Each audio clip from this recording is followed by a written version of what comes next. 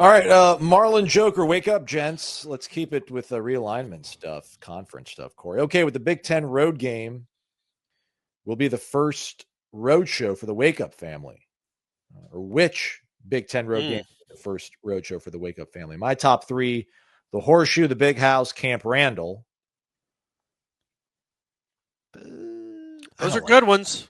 Those are good ones. They are. Maybe USC, maybe the Coliseum. I wouldn't mind hanging out in Seattle. That too, yeah. Take a boat to watch UW. And then we got our guy, Noel Fan for Life, class of 2007.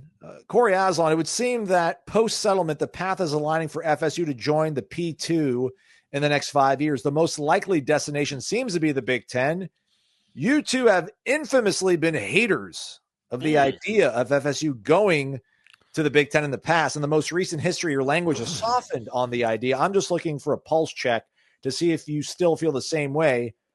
Aslan, fire up the engine and turn on the camera so we can hear and see Corey fawn over his buddy Greg Sankey or declare his undying devotion to Tony Petitti. Thanks for all you do. He called his shot. I don't like being told what to do. But Corey, if you would, please. There we go. Really, I should just push a button, right? Because it's an electric. Yeah, still. It's fun that way. We're having fun, everybody. It's generating discussion. It's sparked by Cummins. Give them a follow on their Instagram. CumminsLifestyle is all one word. You can see all the awesome things. Yikes.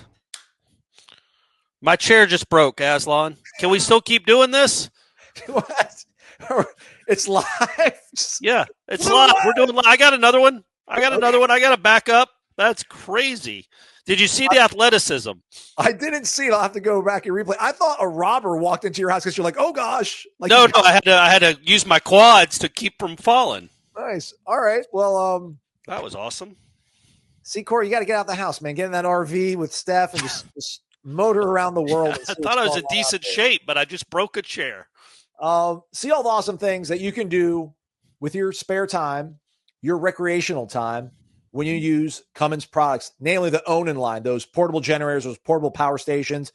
When you enter generating discussion, you win. You get featured on this video. You get entered into a grand prize drawing at the end of the year to win a free Cummins Onan portable generator or portable power station. Still cannot believe they're doing this. Shout out to our great friends over at Cummins. Amen. All right, Corey. So I went back and forth with Does one Cummins of our... make chairs, by the way? I'm sure they do. Okay, good. Yeah, maybe I can ask for a chair. I'm sure it's quite sturdy too as well. So I got kind of into this with somebody on our boards. Shout out to FSU Kenny. I know a lot of people hate ESPN. I don't. I love sports. If I'm home and my TV is on and I'm not watching like White Lotus or Severance, man, it's always on ESPN, man. It's always on ESPN. I think ABC ESPN had 75% of the top 20 most watched football games this past year. I remember being in Pasadena, Corey. I remember winning the national title game. I remember going to the bars afterwards, and every TV at the bar is on ESPN, and they're showing highlights of us beating Auburn. I remember going back to our Airbnb, and we turned on the TV, and it was on ESPN, and we got to relive the game again. I remember going to LAX, waiting to get on a flight, going to like the Chili's there, sitting at the bar. What was on the TV?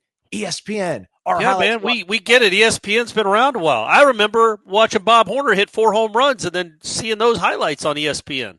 You know, in Ohio State's championship in the ESPN sphere ended in 36 hours. Like Ryan Day wasn't brought on to do a victory lap. Oh, yeah, those days are over. You win it and then you get forgotten for a while. That's how it works with this now. It's just the never ending. It's the 24-hour cycle. They got to talk about different stuff. But I think when Kirby was winning it, when Nick's winning it, there was like, let's bring them on Sports Center like a week later and ask them like how things are going. Like you very much are at the forefront of the sport when you're in the SEC because you're on ESPN. It is the loudest, biggest platform. Listen, Game Day still gets about 2 million viewers every single hour. I think Big Noon Kickoff might have touched 1 million on average at the lower, like below 1 million. They did well 2 years ago when it was Michigan and Ohio State in the final game of the season, obviously. But otherwise, man, like I'm not watching FS1. Like I'm not going to go, I don't put it on FS1. I don't want to, whatever's going to be sandwiched between Sam Acho or Emmanuel Acho and Colin Cowherd, man, just you're at the zenith of the sport when you're on ESPN. So I do not want to be in the Big Ten, but I accept that that's our fate in life. Then I'll make the best of it. Yeah, I would say the people that have a problem with ESPN, it's not their content, it's not their game content. Of course, we got to watch. They're almost ubiquitous. Most big things that we watch now are on ESPN. So NBA, obviously college football. There's NFL. There's all. Well, I think they have NFL, right? The ABC does. Yeah. But either way, so there's always there. ESPN will always be a part of our lives. I think the problem, I know the problem that a lot of people have with ESPN is the commentary that comes along with the game coverage. That's the problem. It's not that they hate that ESPN covers football games. It's, you do have to sit there and listen to Greg Sankey talk about one of these things is not like the other on ESPN. Make a case for his team that has one loss to get over another team that has 0 losses on ESPN, and then it happens 24 hours later. It's not great. That could understandably frustrate some people.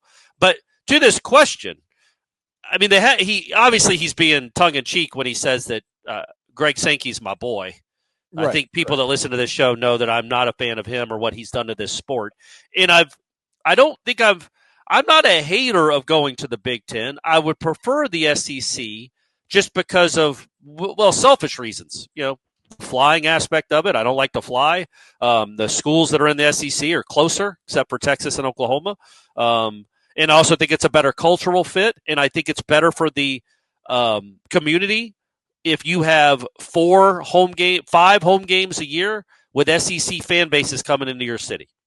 Now, Big Ten travels too, some of them. I don't know that Purdue's bringing a ton. I don't know that Northwestern's bringing a ton, or Indiana, or Illinois.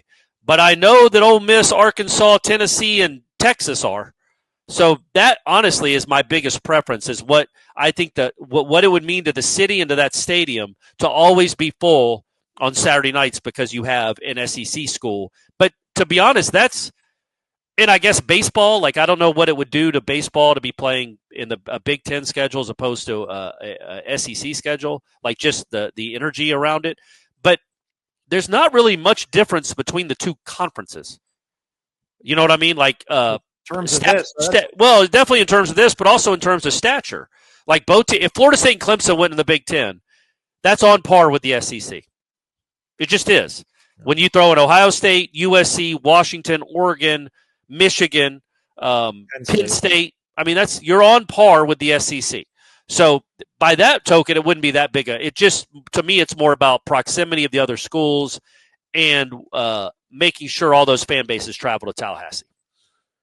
I don't disagree with any of that. I just think that's like something that most of us have like discussed, and that my whole like pro ESPN rant was just being a fan of the sport, man. Like, they talk about it on Get Up, like Mike Greenberg like makes a point to talk about college football. And then that dovetails into the McAfee show, which then dovetails later on into PTI. Like they will talk about college football, then goes to the 6 o'clock Sports Center. Then they've got, but they do talk about Michigan and Penn State and Ohio State too on those shows. I get it; it's more SEC centric because it has a bigger stake it has a stake in the SEC. Yeah, that's what you're saying, right? You just be talked about more.